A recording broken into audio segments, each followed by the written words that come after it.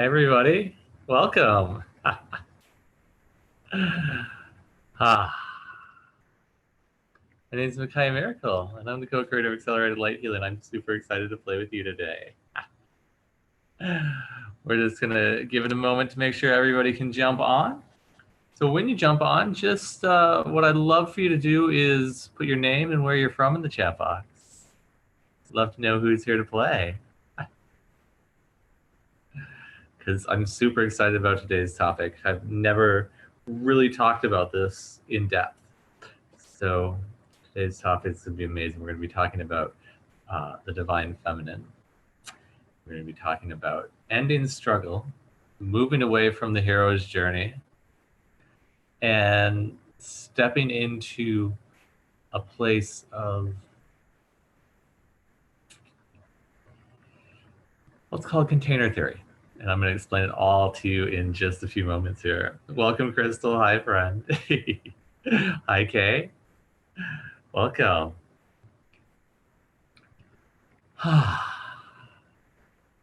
Shelly Hughes. Hi, friend. Welcome. So what I'd love for you to do, if you would just click the share button below, share this with your friends. Let's get this information out to as many people as possible, because what I have today is going to share, is going to change everything.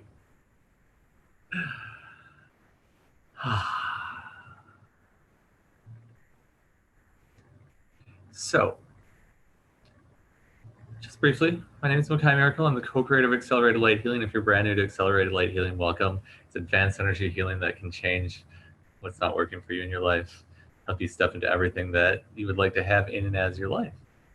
And I can imagine one of those things is not struggling.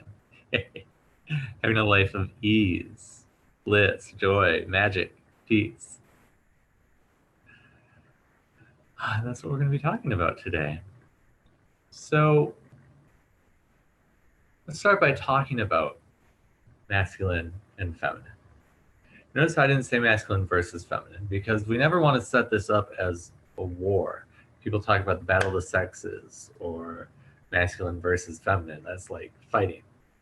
So first off, that's what we need to step out of. So in Accelerated Light Healing tool, we have in Accelerated Light Healing, we have a tool called the Clearing Tool, and it's RICH. R-I-C-H stands for Release, Integrate, Clear, and Harmonize.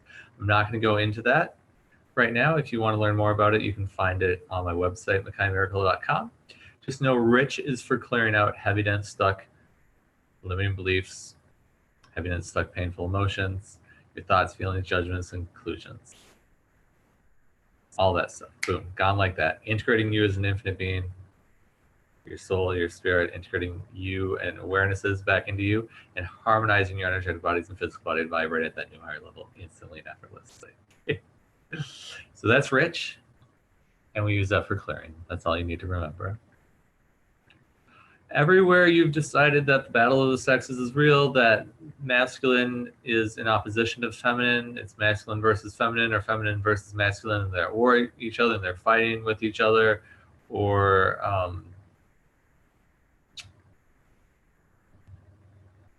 they're opposite of each other. Everything, all that is, and everywhere you locked in all that into your body. Unlock, clear, and rich.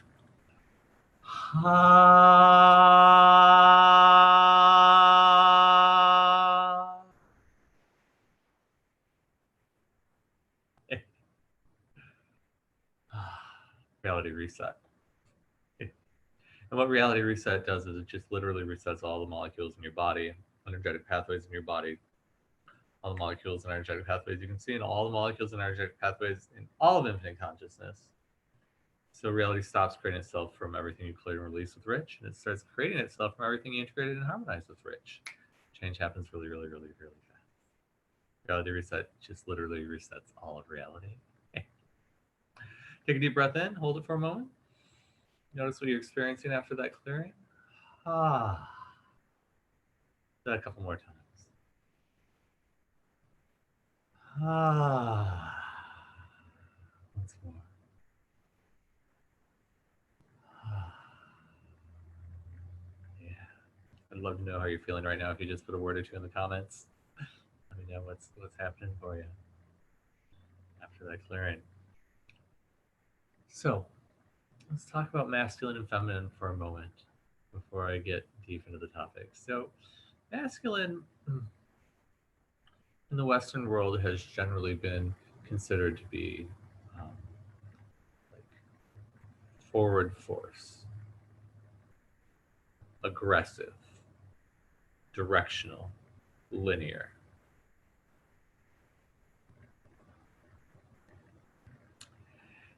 And some terms controlling. Directional is the word I like to use, but in its out of balance form, controlling can be uh, its expression. Dominant. Feminine, soft, receptive, open, flowing, emotional, love.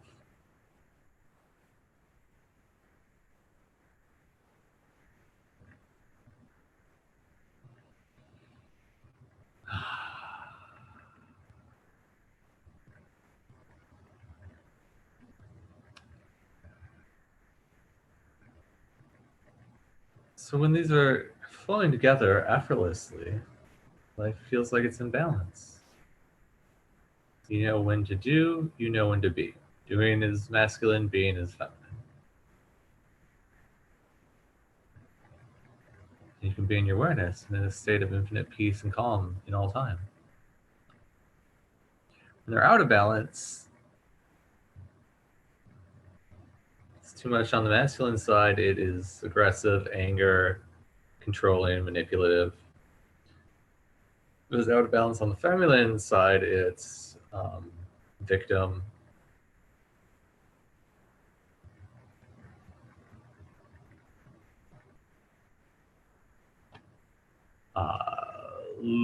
not losing a sense of identity or self-worth or value.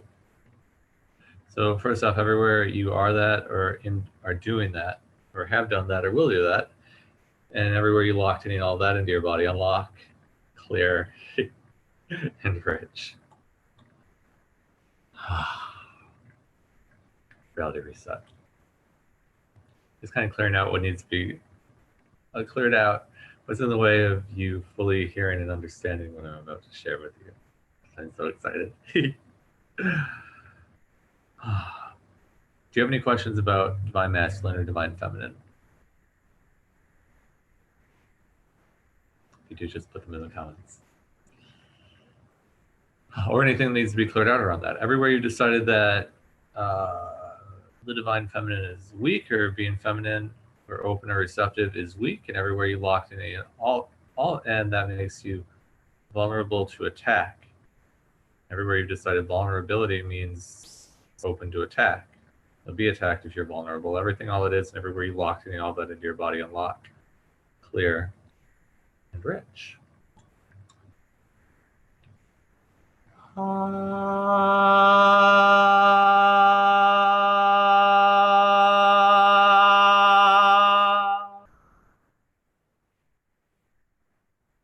Reality reset. Notice again how you're feeling.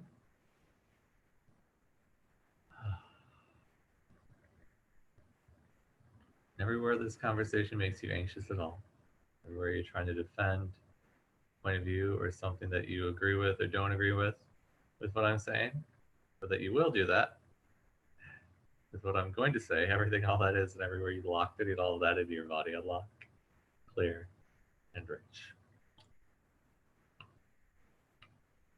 Yeah.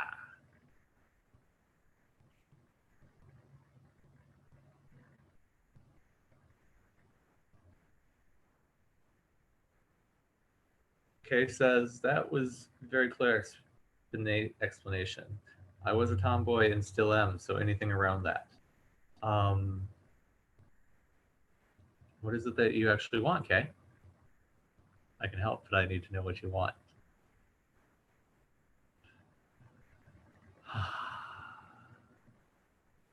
Just a couple more clearings. Everywhere you've associated, misidentified, and misapplied masculine and divine masculine as aggressive, angry, and abusive, and or toxic. And everywhere you're seeing that and all the evidence you have that supports that, and everywhere you lock in all that into your body, unlock, clear, and rich.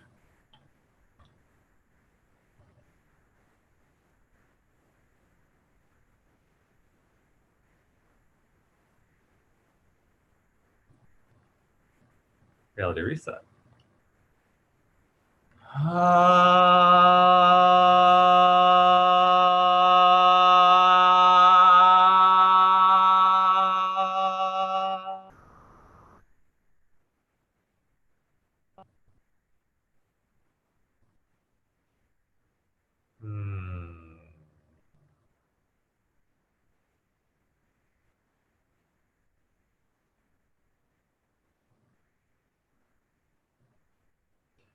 See, you have both masculine and feminine energies within you, not specific to gender. That's not the other. Now, you might be dominant. Generally, women are more dominant in their feminine and men are more dominant in their masculine, but that is not always the case. It can be completely reversed or it can be completely balanced.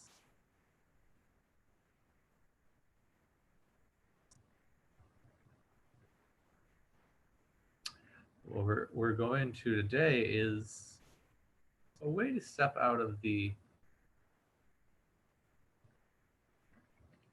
aggressive nature of the divine masculine. You know, that need to go, do, achieve. And we're going to introduce a new context for all of that, which is actually very ancient. If you step into this place of allowing yourself to be more than do. I just want to read the comments. Kay said, I was raised by my dad and mom and did not get along, so very masculine.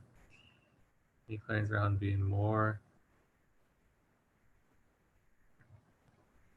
I think what you're asking is being more in the feminine side and less in the masculine. And that's where this story is going to go. So just everything all that brought up for you and everyone, and everywhere you locked in all that into your body, unlock, clear.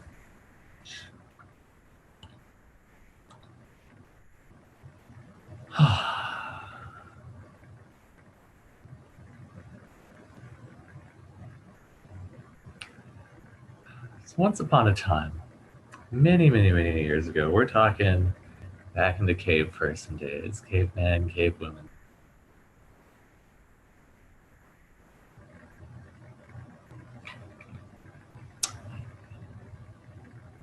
In that life, your main goal was survival. So if you had shelter covered, there were only a couple other things you needed. You needed water, you needed food. Now, when we think of cave people, we think about hunters, big hunters, going out and slaying the woolly mammoth and bringing back the meat for the tribe to eat, to roast over the fire. And this hunt makes a great story, doesn't it? It was touch and go there for a moment. I didn't know if I was going to get to the woolly mammoth. I didn't know if it was going to run away. And when it heard me, I stepped and I cracked a stick. It started running. So I grabbed my spear and I started running after it. And I ran as hard as I can and fast as I could. When I got to the woolly mammoth, I threw the spear right into the side of its neck. And it fell over and dropped. And the sounds echoed throughout the forest. That, my friends, is how we have meat to eat today. Pretty captivating story, right? There's excitement, there's intrigue. But what we're not generally told is that about 80% of the food that was eaten in that time period was plant-based. Vegetables, fruits, nuts, and seeds. And so, as the gathering people in the tribe were going out to gather berries, pick berries for the tribe, in the beginning, they went out there. They'd go into the forest and they'd find these berries, plants spreading these beautiful berries, some red, some purple, some blue. And they'd grab them and they'd put them in their hand. They could carry 2 handfuls of berries back to the tribe. Well, 2 handfuls of berries isn't a lot. That's probably enough for you and your partner and maybe your children. Now, if you have children and you're watching children, so you're a gatherer, now you have a baby on one arm and you go out into the forest to find berries and you see some beautiful berries. Now you only have one hand, so you're picking the berries and it's harder to pick the more your hand gets full. Now you bring back only 1 handful of berries, bring it back. Have to go back out into the forest again, grab another handful of berries, bring it back, go into the forest again, grab another handful of berries. Just for 1 meal. That's a lot of work. Especially if 80% of your diet is coming from these berries and these other plants and nuts and seeds that you're harvesting by hand.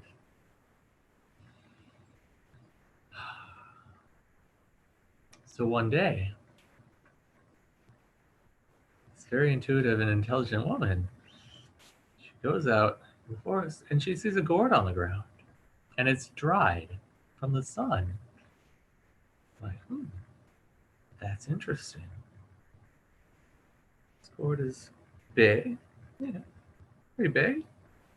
Like if I just peel a little bit off the top here and pull out the insides, wow, I could put lots of berries in this. She picks it up, she goes into the forest even deeper, finds berries, she fills up her gourd. She also fills up another hand because she has it extra. She brings it back, try it, and she's like, look, I have 4 harvests worth of berries here in this container. If we grab more of these containers, make more of these containers, think of what we can do. We can bring back water from the river. We can bring back lots more nuts, fruit, seeds, and berries, and plants. Share them with everybody and have an abundance rather than just grabbing what we need at any given moment. We can have an overflow. That will give us time for more exploration, more evolving.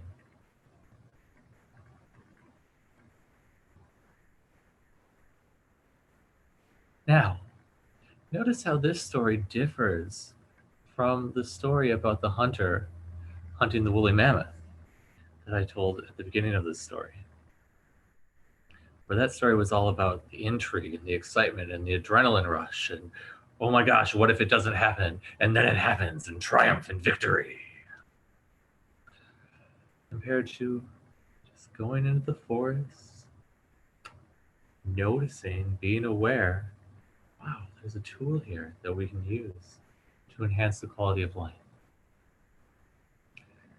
So we take the gourd, we hollow it out, and we use it as a container to carry back food, to carry water, to have an abundance and an overflow and a stockpile for when we need it in the tribe.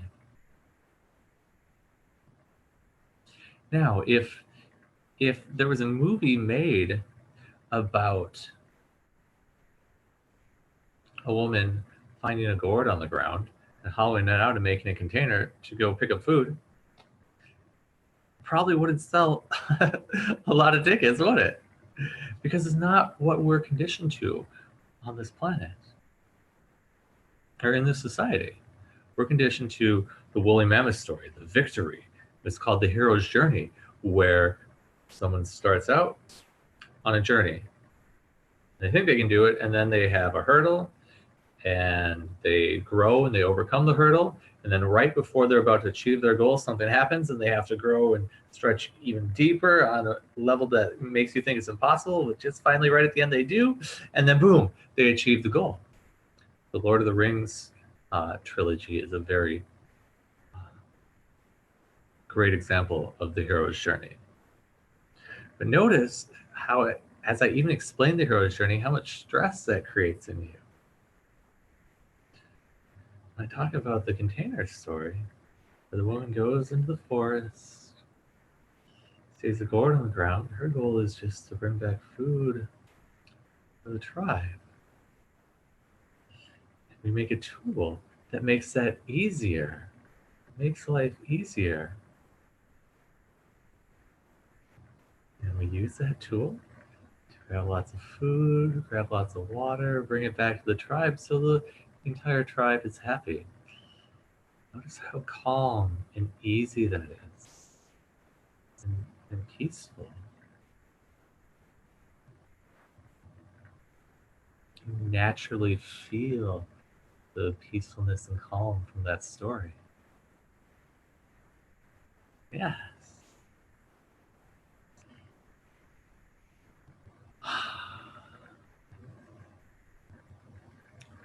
We've been taught in this reality that the hero's journey is what's valuable. That's what makes you valuable. Achieving, drive, go, go, go, go, go. But what if you could find value in making life even easier for yourself, for others, finding new ways to make life even easier and more joyful and more blissful and more ecstatic in every moment? Would life be different if you approached it from that place?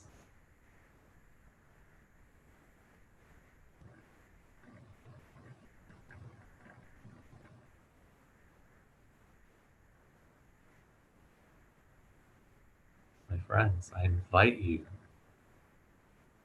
to come from a place of, to look inside yourself. Find that place of peace and calm, and you know what that is. Just allow that to be your center, rather than trying to push your way through life or force your way through life. Feel like you have to do to be valuable. What if you could just be to be valuable?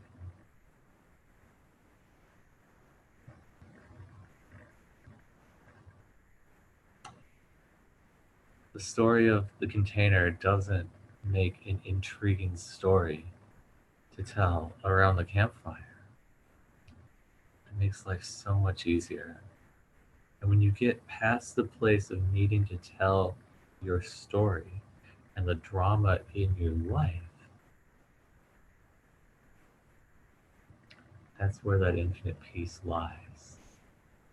That is just about how do we make life even easier, more joyful, and more blissful in every moment.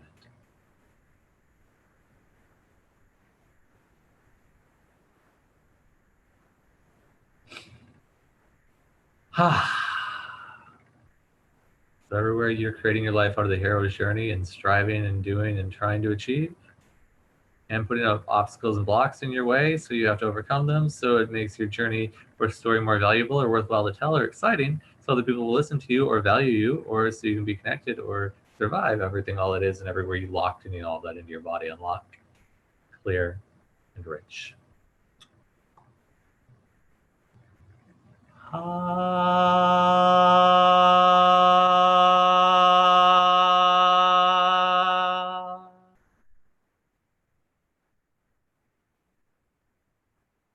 Reality reset.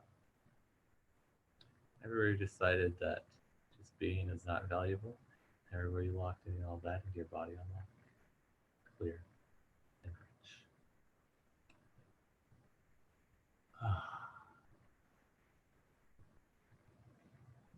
Reality reset. Hmm.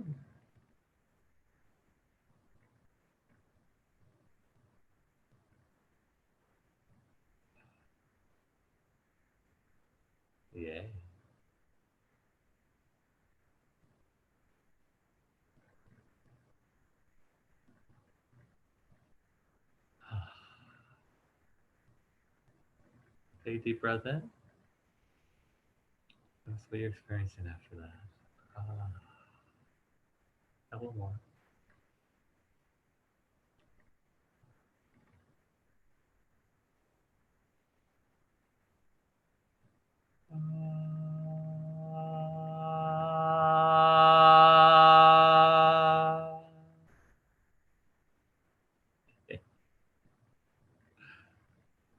I'd love to know how you're feeling and any comments about that, um, of what we just shared here. In the chat box, I'd love to know. Some comments. Kay says life would be much easier and more peaceful. Yay.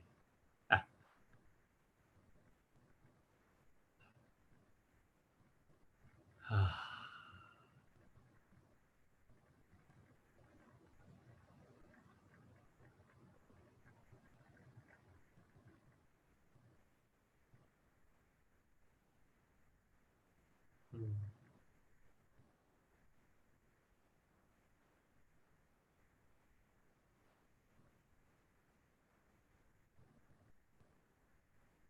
All right.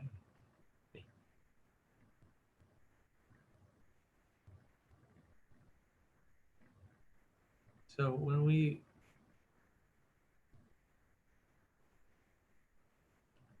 I just mentioned this, but I want to mention it again. You know, we're taught that stories are a very helpful tool to share about experience, to help people gain insight from the experiences and wisdom that you've gained over the years.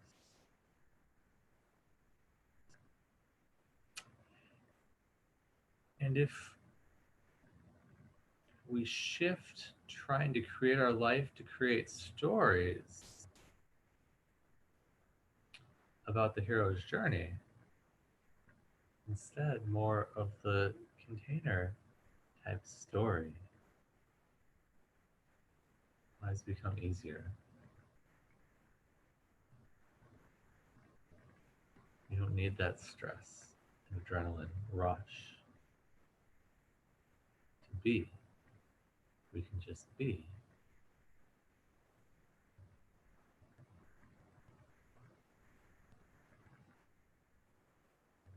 Mm,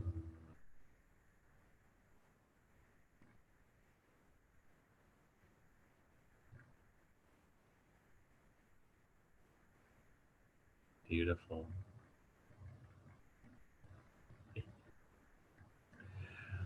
I am teaching a 6-week class called the Intergalactic Starseed Ascension Upgrades right now. And the reason I'm bringing this up is because week 6 is the Divine Feminine Integration. And we've already done weeks 1 and weeks 2, but you can still join. You'll get access to the recording of those, which were amazing. The Sacred Geometric Syrian Activation people were just raving about learning to use the healing energies of sacred geometry energetically in the forms of energy healing, channeling them through just with intention. The attunement, so that just changed people's lives. And the fleeting intuition activation and activating inner sight, inner hearing, knowing, sensing, feeling, tasting, smelling, all of that, all of your intuitive abilities. Massive. Class number 6 is the Lyran 11th dimensional divine feminine integration, and the 11th dimension is the divine feminine.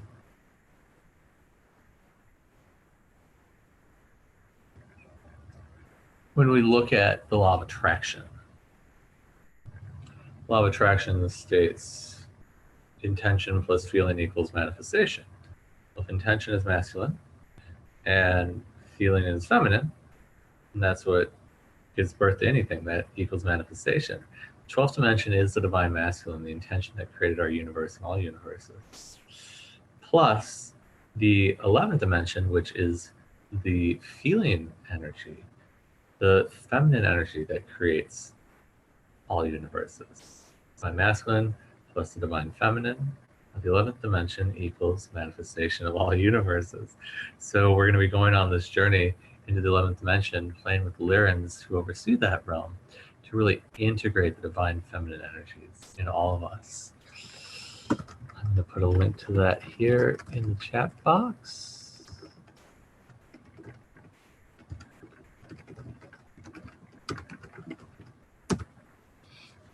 We also have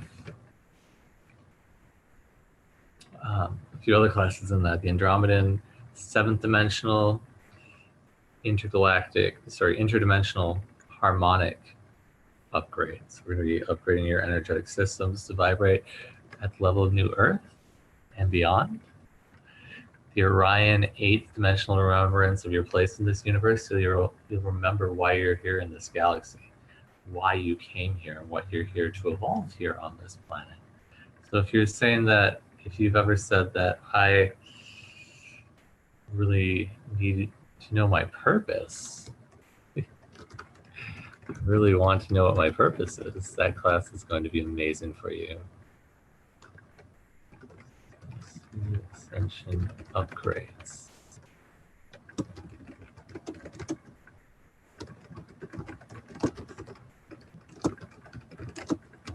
And then the 9th dimensional class is the one I'm most excited about. I'm going to tell you about that in just a second here.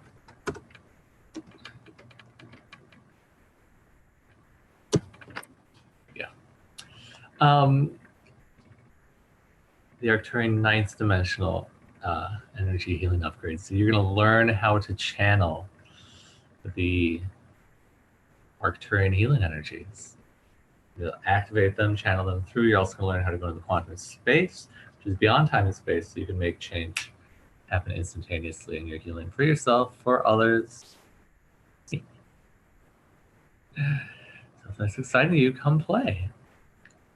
We did Pleiadian 5th dimensional, Sirian 6th dimensional, Andromedan 7th dimensional, Orion 8th dimensional, Arcturian 9th dimensional, and Lyran 11th dimensional, divine feminine integration, integrating those divine feminine energies with infinite love, infinite receiving, infinite, aligning with the infinite perception of feeling that creates all universes, which when you're in alignment with that, life becomes so much easier. So if you're excited about that, come play. The link is in the comments box below or the about box on YouTube. I am here every Wednesday, 11 a.m. Pacific time, both on YouTube Live and Facebook Live. So if you're on YouTube right now, scroll down below the video and click subscribe, click the little bell that pops up next to that. If you're on Facebook, go up to the right, click following, and click the little bell that comes next to that, and you'll get a notification whenever I go live, because I'm here every Wednesday, and sometimes I go live on the weekends, and whenever I feel like it, just to come play and share these loving energies, because I love sharing these energies. I love helping people's lives become easier, more bright, more joyful, more blissful in every moment. That's why I'm here on this planet. Thank you so much for being here, friends. I look forward to playing with you again next week.